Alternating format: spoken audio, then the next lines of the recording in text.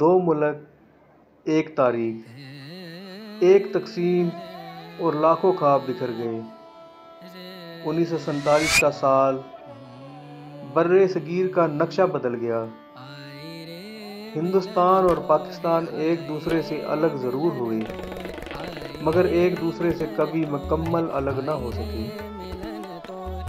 پہلی جنگ، پھر دوسری، پھر کارگل، لائن آف کنٹرول اور دہشت گردی کے سائے۔ سالوں سے یہ تعلقات کشمکش کا شکار ہیں۔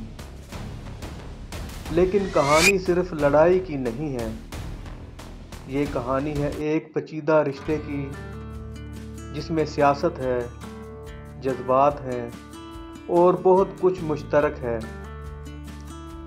زبان ایک جیسی، موسیقی کی لے ایک، کھانے، رسمیں، تہوار، سب میں جھلکتی ہے ایک پہچان۔ لیکن جب قوم پرستی بڑھتی ہے تو مشترکہ ورثہ پیچھے رہ جاتا ہے۔ دونوں ممالک کے بیچ صرف خلیج نہیں، امکانات بھی ہیں۔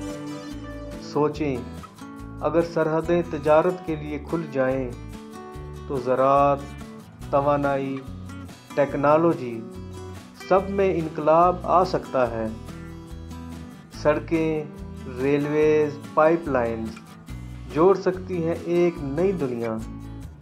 لیکن سیاست، عدم اعتماد اور ماضی کا بوجھ راستہ روکتا ہے۔ امن کی راہ صرف طاقت سے نہیں، بات چیت سے نکلتی ہے۔ ضرورت ہے کھلے رابطوں کی، اعتماد سازی کی اور مستقل ڈائیلاگ کی۔ سارک ہو یا شنگھائی تعاون تنظیم، ایسے فورمز کو فعال کرنے کی ضرورت ہے۔ اور اہم کردار ہے عوام کا، وہ نوجوان جو جنگ نہیں، تعلیم چاہتے ہیں، وہ فنکار جو محبت بانٹنا چاہتے ہیں، وہ شہری جو دوستی کے خواب دیکھتے ہیں۔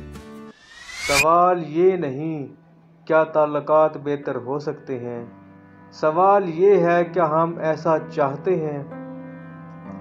کیا ہم نفرت کو پیچھے چھوڑ کر امن کی طرف بڑھ سکتے ہیں؟ فیصلہ ہمارے ہاتھ میں ہے۔ یہ کہانی ابھی مکمل نہیں ہوئی، اس کا اگلا باب ہم سب لکھیں گے مل کر۔